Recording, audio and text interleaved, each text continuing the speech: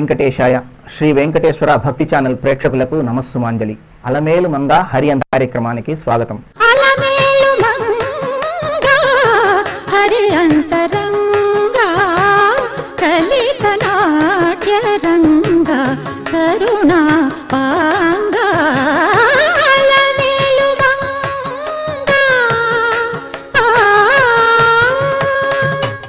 లక్ష్మీం క్షీర సముద్ర రాజ తనయాం శ్రీరంగ ధామేశ్వరీం దాసీభూత సమస్త దేవవనితాం లోకైక దీపాంకురాం శ్రీమన్మంథ కటాక్ష లబ్ధ విభవద్ బ్రహ్మేంద్ర గంగాధరాం త్వాం త్రైలోక్య కుటుంబినీం సరసిజాం వందే ముకుంద ప్రియాం. అలర్మేల్ మంగమ్మ తల్లి శ్రీ తిరుచానూరు క్షేత్రంలో వెలసినది. ఆ తల్లిని ప్రసన్నం చేసుకోవడానికి, అనుగ్రహం పొందడానికి ఎంతో మంది భక్తులు నిరంతరం ఇచ్చేస్తుంటారు. ఒకనాడు తిరుచానూరులో శ్రీవారి బ్రహ్మోత్సవం సైతం ఇక్కడ అత్యద్భుతంగా జరుగుతూ ఉండేవి. అమ్మవారి ప్రాభవం, తిరుచానూరు యొక్క వైశిష్ట్యాన్ని తెలిపేందుకు పండితులు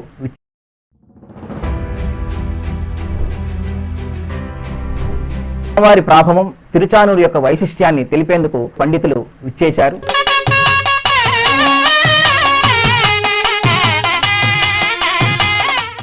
ఈ చర్చా కార్యక్రమంలో పండితుల్ని ముందుగా పరిచయం చేసుకుందాం. డాక్టర్ మేడసాని మోహన్ గారు, తిరుపతి. సరస్వతి సత్పుత్ర, సహస్రావధాన చక్రవర్తి. సాహితీ లోకంలో తనకంటూ ఒక ప్రత్యేకమైనటువంటి శైలిని సంతరించుకుని ప్రపంచవ్యాప్తంగా మన్ననలు పొందినటువంటి గొప్ప వ్యక్తి డాక్టర్ మేడసాని మోహన్ గారు. తర్వాత పలూరం వేంపల్లి అచ్యుత శ్రీనివాస భట్టర్ గారు. శ్రీనివాస భట్టర్ గారు తిరుచానూరు శ్రీ పద్మావతి అమ్మవారి ఆలయంలో ప్రధాన ఆచార్యులు. వీరు పాంచరాత్ర ఆగమంలో ప్రసిద్ధులు. అమ్మవారి ఆలయంలో అలంకార భట్టర్గా చిరపరిచితులై విశేషమైనటువంటి సేవలను అందిస్తున్నారు. శ్రీ వి వెంకటాచార్యులు గారు. వీరు వృత్తిరీత్యా న్యాయవాది అయినప్పటికీ సనాతన ధార్మిక ప్రచారంపై ఉన్న అనురక్తితో ఉభయ వేదాంతం, నాలాయర దివ్య ప్రబంధాలను అధ్యయనం చేశారు. వీరు సనాతన ధార్మిక ప్రచారానికి తన వంతు కృషి చేస్తున్నారు. శ్రీమతి కెవి రంగనాయకమ్మ గారు, గుంటూరు. వీరు తిరుప్పావై అమృతవర్షిణి ఆర్ష విద్యా విశారద బిరుదాంకితులు. రామాయణ మహాభారతంతో పాటు తిరుప్పావై, భాగవతం తదితర అంశాలలో శతాధిక ప్రవచనాలు చేశారు. మేడసాని మోహన్ గారు, అమ్మవారి దర్శనం తర్వాతే అయ్యవారి దర్శనం అనే నానుడు ఎలా వచ్చింది? నిజంగానే అమ్మవారి దర్శనం తర్వాతే అయ్యవారి దర్శనం చేసుకోవాలా? భారతీయ సంస్కృతిలో తల్లి ప్రత్యక్ష దైవం, నమాతృ పరదైవతం అని పెద్దలు చెప్తూ ఉన్నారు. ఢిల్లీకి ప్రభు అయిన తల్లికి బిడ్డ అని. పరమాత్ముడైన హరి పట్టపురాణివి నీవు, ధర్మము విచారింప తగు నీకు అమ్మ అన్నాడు అన్నమాచార్య వారు కూడా. అంటే ఆ పరమాత్ముడైనటువంటి దేవదేవునికి కూడా నీవు పట్టపురాణిగా ఉన్నావు తల్లి, కాబట్టి నీవు ముందు మమ్మల్ని అనుగ్రహించాలి అని అన్నమాచార్య వారు అన్నారంటే తప్పకుండా ముందు మనం అమ్మను సేవించుకొని తర్వాత దేవదేవుని సేవించుకోవాలి. పెరియాళ్వార్ శ్రీరంగంలో స్వామిని సేవిస్తూ ఉంటే గోదాదేవి మాయమైపోయింది. తండ్రి కదా పెరియాళ్వార్, దుఃఖించాడు. ఏమయ్యా, నిరంకుశంగా నువ్వు నా బిడ్డను లేకుండా చేసావంటే, నాకు కనిపించకుండా చేస్తే మరి నువ్వు నీ నిరంకుశత్వానికి అడ్డుకట్ట వేసేవాళ్ళు లేరనుకుంటున్నావా? ఇద్దరున్నారంటాడు. శివుడు విరించి వాసవుడు చెప్పనసక్తులు కూల్చునట్టి వారవుట. బ్రహ్మగాని శివుడు గాని అందరూ వాళ్ళకు నువ్వు ఆరాధ్య దైవం కాబట్టి నీకు వాళ్ళు చెప్పలేకపోవచ్చు. నిరంకుశుండవని అక్కట పాడి తొరంగ చెల్లునే భువనములెల్ల నీవైనా పొంత దయానిధి అమ్మలేదే. మా అమ్ముంది, మా తల్లి ఉంది లక్ష్మీదేవి, నిన్ను ఆజ్ఞాపిస్తుంది, నీకు చెప్పగలదు, మా తరపున నీతో మాట్లాడగలదు అని అంటున్నాడు పెరియాళ్వారంతటి వారు మహానుభావులు. పొంత దయానిధి అమ్మలేదే భాగవతులు లేరే మా కొరకుగాను వహించు కొనంగా కేశవ. నిన్ను బాగా శాసించగలిగినటువంటి వాళ్ళు సృష్టిలో ఇంకా ఇద్దరు ఉన్నారయ్యా.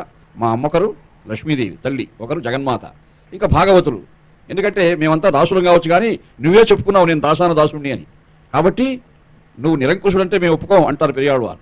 కాబట్టి ఈ ఆళ్వార్లు, ఆచార్య పురుషులు, మహానుభావులంతా కూడా సంప్రదాయబద్ధంగా చెప్పినటువంటి అంశం ఏమిటంటే ముందు మనం తల్లిని సేవించాలి. ఆ తల్లి అలర్మేలు మంగ, అలమేలు మంగ నీ అభినవ రూపము జలజాక్షు కన్నులకు చెగులిచ్చేవమ్మా అని కూడా అన్నమాచార్య వారు అన్నారు. కాబట్టి ముందు మనం అమ్మవారిని సేవించుకోవాలి. ఆ తల్లి మనకన్నీ పురుషకారం, మహా చైతన్యమూర్తి, చైతన్య స్తన్యదాయిని. కాబట్టి ఆ తల్లి నుంచి అనుగ్రహం పొంది చైతన్యాన్ని పొంది వెళ్ళామంటే ఇదిగో మన బిడ్డలు వస్తున్నారు స్వామి చూడండి, వాళ్ళని అనుగ్రహించండి అని ఆ స్వామికి ఆ తల్లే మన తరపున విన్నపం చేస్తుంది అని పెద్దలు కూడా చెప్పారు. కాబట్టి తప్పకుండా ముందు అమ్మవారిని సేవించుకునే అయ్యగారిని సేవించుకోవాలి. మేడసాని మోహన్ గారు చాలా చక్కగా తెలియజేశారు. శ్రీనివాస్ గారు, తిరుచానూరు, శ్రీశుకపురము, అలమేలు మంగాపురము ఇలా చాలా పేర్లు ఉన్నాయి కదా, దాని యొక్క విశేషాంశాల గురించి తెలియజేయగలరా?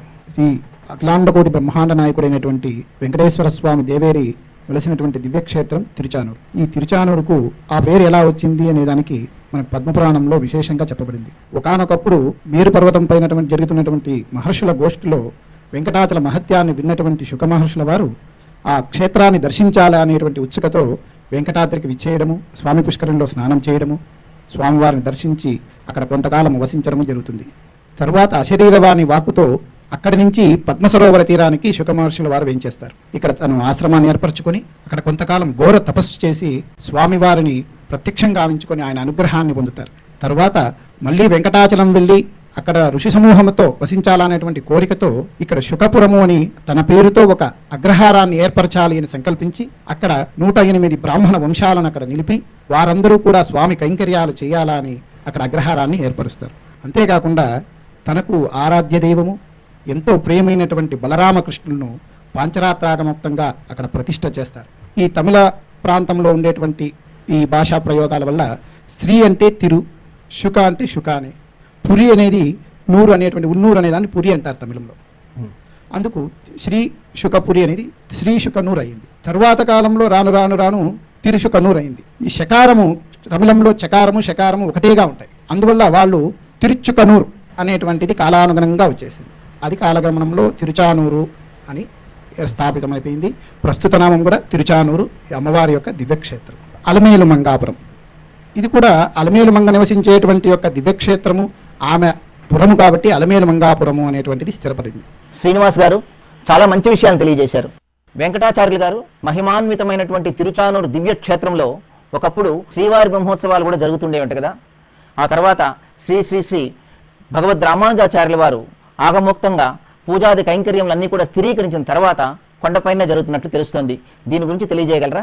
బ్రహ్మచేత ప్రారంభంబడినటువంటి ఉత్సవాలు కాబట్టి బ్రహ్మోత్సవాలు వాటికి పేరు వచ్చింది. మొట్టమొదట శ్రీ వెంకటాచల క్షేత్రంలో బ్రహ్మగారు బ్రహ్మోత్సవాల్ని ప్రారంభించి వాటిని నవాన్నిక దీక్షతోటి ఆ బ్రహ్మోత్సవాల్ని వైభవోపేతంగా సకల దేవతల సమక్షంలో జరిపేవారు. కాలగమనంలో ఈ ఉత్సవాలు జరపడానికి తగినటువంటి అవకాశం కొండ మీద లేకపోవడం చేత బ్రహ్మోత్సవాలని మన తిరుచానూరులో జరిపేవారు. అలా జరపడానికి వైఖానసాగమ ప్రమాణాన్ని చెబుతున్నారు పెద్దలు. ఏమిటా ప్రమాణం అంటే దేవస్థానస్య పరితః వీధికాకరణ క్షమే, దేవస్థానానికి చుట్టూ గనక వీధులు గనక లేకపోతే దగ్గరగా ఉండేటటువంటి ప్రాంతంలో సమీపేవ పురీం కృత్వ తత్ర దేవోత్సవం చరేత్, అక్కడ ఈ బ్రహ్మోత్సవాల్ని జరపాలి అని ఆగమ వచనాన్ని అనుసరించి భగవద్ రామానుజాచార్య స్వామి వారికి ముందుండేటటువంటి వారు కొండ మీద అంకురారోపణం చేసి ధ్వజారోహణం చేసి అక్కడి నుంచి పురుమాళ్ళని కిందకి వేంచేపు చేసుకుని వచ్చి కింద మంగాపురంలో తిరుచానూరులో బ్రహ్మోత్సవాల్ని జరిపేవారట. వాహన సేవలు 2 పూట్ల తిరుచానూరులోనే వైభవోపేతంగా జరిగేవి. భగవద్ రామానుజులు తిరుమల క్షేత్రానికి ఇచ్చేసిన తర్వాత తిరుచానూరులో బ్రహ్మోత్సవాలు జరుగుతున్నాయి అనేటటువంటి విషయాన్ని తెలుసుకుని స్వామి కొండ మీద వేయించేసి ఉంటే బ్రహ్మోత్సవాలు కింద జరగడం ఏమిటి అని ఒక ఆలోచన చేసి ఈ బ్రహ్మోత్సవాలు పైనే జరగాలి, తిరుమల సన్నిధిలోనే జరగాలి అని భావన చేశారట. భగవద్ రామానుజులు ఇక్కడికి వేయించేసే కాలానికి తిరుమల కొండ మీద ఒకే ఒక్క వీధి ఉన్నదిట. అది పడమర వైపు ఉండేటటువంటి వీధి. ఆ వీధిని ద్రుమకుటారుడు అనేటటువంటి ఒక వ్యక్తి నిర్మాణం చేసి అర్చనాదులు చేసేటటువంటి పెద్దలు ఎవరైతే ఉంటారో ఆ వీధిలో ఉండడానికి తగినటువంటి వసతిని ఏర్పాటు చేశాట. ఆ పడమర వీధి తప్ప వేరొక వీధి లేకపోవడం చేత తిరుచానూరులో ఉత్సవాలు జరిగేవి. భగవద్ రామానుజులు దక్షిణం వైపున ఒక వీధిని నిర్మాణం చేయించి అక్కడ ఈ బ్రహ్మోత్సవానికి కూడా విచ్చేసేటటువంటి కైంకర్యపరులు నివాసం ఉండడానికి తగినటువంటి ఏర్పాటు చేసి బ్రహ్మోత్సవాలని కొండ మీదకి మార్చారట. నాటి నుంచి బ్రహ్మోత్సవాలు అత్యంత వైభవోపేతంగా కొండ మీద జరుగుతున్నాయి. వెంకటాచార్యులు గారు అనేక మంచి విషయాలు తెలిపారు. రంగనాయకమ్మ గారు, శ్రీనివాసుడు అలర్మేల్ మంగమ్మను తలుచుకొని 12 సంవత్సరములు పద్మసరోవరంలో తపస్సు చేసినాడని తెలుస్తోంది. దీని వెనుక ఉన్నటువంటి ఆంతర్యం ఏమిటి, ఆ ఫలితం ఏమిటి సెలవిస్తారా? అమ్మవారు అయ్యవారి కోసం తపస్సు చేయటం లోకం మెచ్చే ధర్మంగా ఉంటుంది, కానీ అయ్యవారే అమ్మవారి కోసం తపస్సు చేశాడా అనేది సామాన్యులకి చాలా ఆశ్చర్యాన్ని కలిగించేటువంటి ప్రశ్న. అయితే ఆ తపస్సు అందరులాగా మునులు చేయాలా, సురలు చేయాలా, అసురులు చేస్తారా, మానవులు చేస్తారా? ఎవరైనా తపస్సు చేయొచ్చు. పరమాత్మ కూడా ఆ పరంధామమైనటువంటి శ్రీవైకుంఠాన్ని విడిచిపెట్టి వచ్చినందువల్ల మనవలే సామాన్య మానవుడై ఆ తల్లి కోసం పరితపించే పరిస్థితిలో తపస్సు చేయవలసిన స్థితి ఏర్పడింది. ఈ తిరుచానూరులో ఉన్నటువంటి పద్మ సరోవరం దగ్గరికి వచ్చి స్వామి ముందు శ్రీ బీజము, శక్తి బీజము, కామ బీజము 3 బీజాక్షరములతో రోజుకి 3000 సార్లు మంత్రాన్ని జపించేవాడు. సాధారణంగా ఏదన్నా కోరికతో మనం మంత్ర జపం చేసేటట్లయితే ఆ మంత్ర జపం చేస్తున్న వాళ్ళు అది విధి విధానంగా చేయాలి. మనం ఎన్ని వేలు మంత్రం చేస్తామో అందులో 10% తద్దశాంశం అంటారు తర్పణం చేయాలి. ఆ తర్వాత అందులో 10% హోమం చేయాలి. అలా విధి విధానంగా చేశాడు. అప్పటికీ అమ్మ అనుగ్రహం కలగలేదు. ఆ తర్వాత ఏకాగ్రంగా తపస్సు చేయటానికి పూనుకున్నాడు. ఆయన అమ్మవారిని అర్చించే సందర్భంలో అమ్మవారికి చాలా ప్రీతిపాత్రమైనటువంటి క్షీరాన్ని మాత్రమే పాలు త్రాగి జీవనం సాగించాడు. ఆ తర్వాత ఆయన తపస్సులో నిమగ్నమై 12 సంవత్సరాలు ఏకాగ్రమైనటువంటి బుద్ధితోటి తపస్సు చేశాడు. ఆ తపస్సుకు మెచ్చి అమ్మవారు కార్తీక శుద్ధ పంచమి శుక్రవారం ఉత్తరాషాఢ నక్షత్రం స్వామివారికి పరమమిత్ర తారలో ఆవిర్భవించింది.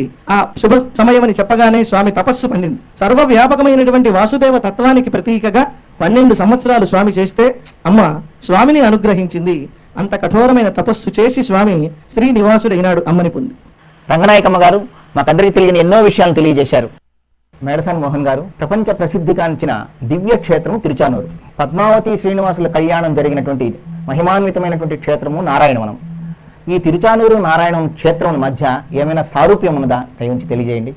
నారాయణవనంలో ఆకాశరాజ పుత్రిక పద్మావతీదేవి, ఆ అమ్మవారిని దేవదేవుడైనటువంటి శ్రీమన్నారాయణుడు వెంకటాచలపతి వివాహం చేసుకున్నారు. శ్రీమన్నారాయణవన సామోదిత గగనరాజ సత్పుత్రి హృద్ధామ వినూత్న వివాహ ప్రియమూర్తి ప్రసన్న వెంకటేశ్వర దేవా. ఆయన క్రొత్త పెళ్లి కొడుకైన ప్రదేశం నారాయణవనం. అయితే దేవదేవుడైనటువంటి వెంకటాచలపతికి పద్మావతీదేవికి వివాహం చేసినటువంటి పెళ్లి పెద్దల్లో ప్రముఖమైనటువంటి మహానుభావుడు సుఖమహర్షి. ఆ సుఖమహర్షి యొక్క ఆశ్రమం తిరుచానూరు. ఇందాక పెద్దలే చెప్పారు, తిరుసుకనూరు తిరుచానూరుగా మారింది. స్థల పురాణ విశేషాలు కూడా సువర్ణముఖరీ తీరే కశ్చిదస్తి మహీధర వెంకటాచల నామాసౌ సర్వభూభృత్కులోత్తమ అని చెప్తున్నారు. అంటే తిరుసుకనూరు తిరుచానూరు పక్కనే ప్రవహిస్తున్నటువంటి సువర్ణముఖి నది, ఆ నదీ తీరం నుంచి ఇక వెంకటాచల క్షేత్రమే పెద్ద క్షేత్రం. ఇది చాలా విశాలమైనటువంటి క్షేత్రం. ఈ క్షేత్రంలో తిరుమల కూడా ఒక భాగం. కాబట్టి తిరుమల, తిరుపతి, తిరుచానూరు అంతా కూడా ఈ వెంకటాచల క్షేత్రమే. సువర్ణముఖరీ తీరే ఇదంతా వెంకటాచల అరణ్యము. కాబట్టి ఇటువంటి పవిత్ర క్షేత్రంలో స్వయంభూగా వలసినటువంటి స్వామి పద్మసరోవర తీరంలో తపస్సు చేశాడు. ఆ పద్మసరోవరం తిరుచానూరులో ఉన్నది. బంగారు కమలాలు వికసించడానికి సాక్షాత్తు ఆ దేవదేవుడే సూర్యనారాయణ స్వామిని ప్రతిష్ఠించాడు. ఆ సూర్యనారాయణ స్వామి దేవాలయం తిరుచానూరులో ఉన్నది. పద్మావతి అమ్మవారిని వివాహం చేసుకున్న తర్వాత ఆ నారాయణవనంలో వివాహం జరిగినా మళ్ళీ తిరుచానూరులో కూడా నూతన వధూవరులై వారు ఉన్నారని కూడా స్థల పురాణం చెప్తూ ఉంది. అక్కడ కళ్యాణం జరిగిందని కూడా కొన్ని పురాణాల్లో ఉన్నది. కాబట్టి స్వామి ఈ తిరుచానూరులో ఈ క్షేత్రానికి చాలా సంబంధం ఉంది. అందులో సుఖమహర్షుల వారు ప్రధాన భూమిక పోషించారు వివాహంలో, వకుళమాత సుఖమహర్షి. కాబట్టి తిరుచానూరు క్షేత్రానికి సమీపంలో ఉన్న చాలా గ్రామాలకు కూడా ఆ పెళ్లికి సంబంధించిన నామధేయాలు ఉన్నట్టుగా ఇక్కడ స్థానికులు కూడా చెప్తూ ఉంటారు. కాబట్టి తిరుచానూరుకి నారాయణవన క్షేత్రానికి చాలా అవినాభావ సంబంధం ఉన్నది అని స్థల పురాణ విశేషాలు చాలా ఐతిహ్యాలు పేర్కొంటున్నాయి. మేడసాని మోహన్ గారు చాలా చక్కగా తెలియజేశారు. శ్రీనివాసాచార్య గారు, ఇంత గొప్ప క్షేత్రమైనటువంటి తిరుచానూరులో మొట్టమొదటి దేవాలయం శ్రీ పద్మావతి అమ్మవారి దేవాలయమేనా? అంతకంటే ముందు వేరే ఇతర దేవాలయాలు ఏమైనా ఉండేవా? స్వామి ఇక్కడ తపస్సు చేసేటప్పుడు అమ్మవారి తపస్సులో భాగంగా నిత్యము సువర్లోకం నుంచి తెప్పించినటువంటి యొక్క పద్మ కమలాలను ఇక్కడ నాటేవాడు. అంటే ఆ గడ్డలు పద్మ సరోవరంలో నాటి వాటిని పెంచి ఆ పువ్వులతో అమ్మవారికి నిత్యం పూజ చేస్తున్నట్టు పద్మపురాణంలో చెప్పబడింది.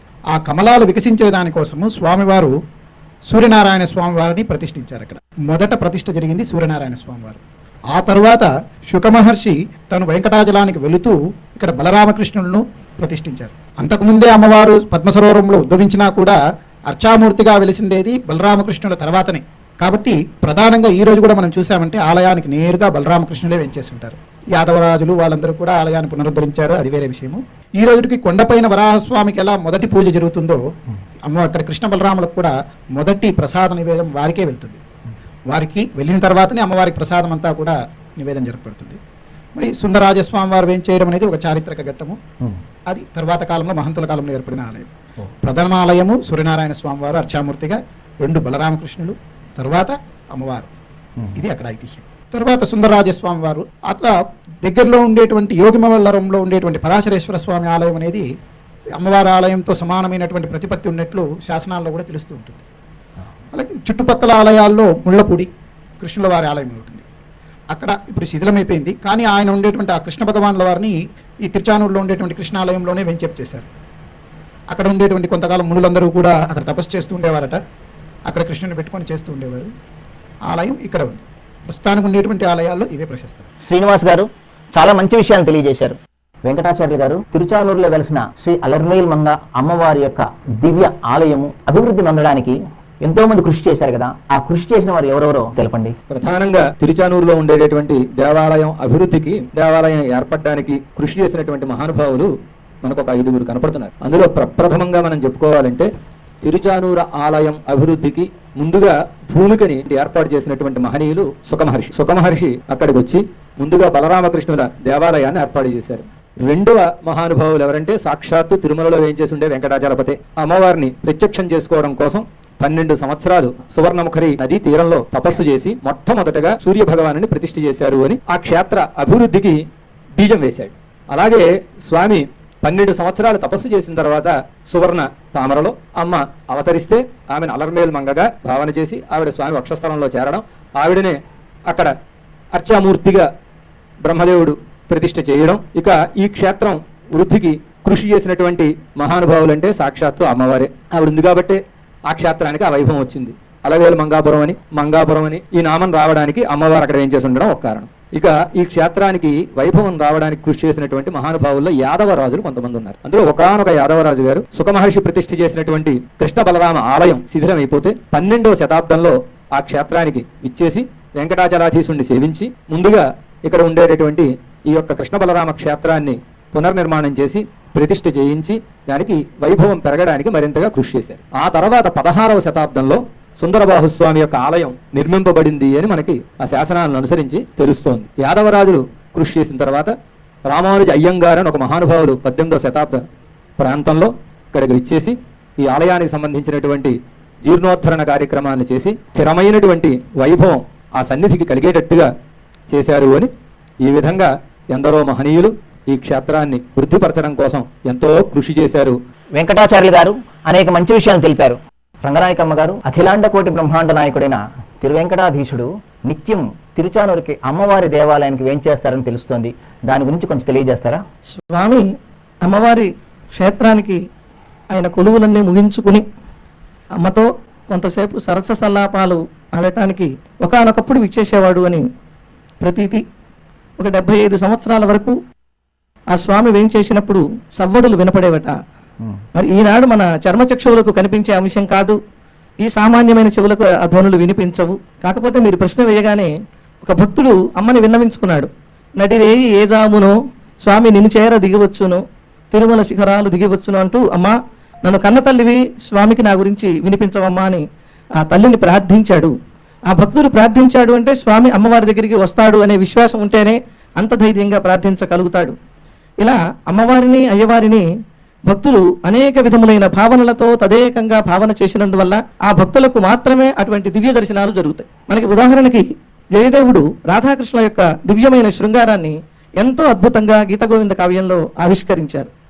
మనకి ఇటీవల కాలంలో ఉన్నటువంటి రామదాసు గారు కూడా నన్ను ప్రోభమని చెప్పవే సీతమ్మ తల్లి అంటూ ఆయన ఆలపించారు. ఇక అన్నమయ్య వారు ఎన్నో వందల కీర్తనలు, అన్నమయ్య శృంగార కీర్తనలు అనే పేరుతోటి స్వామికి అమ్మకి సంబంధించినటువంటి శృంగారాన్ని వర్ణించారు. వాళ్ళిద్దరూ నిత్య నూతన దంపతులు, కళ్యాణ దంపతులు. వారి ఆనందమే జగత్తుకు మొత్తానికి ఆనంద కారణమవుతుంది. ఆ స్వామి అమ్మతో కూడి ఉన్నందువలననే ఆ ప్రదేశానికి ఆనంద నిలయము అనేటటువంటి నామం సార్థకమైంది.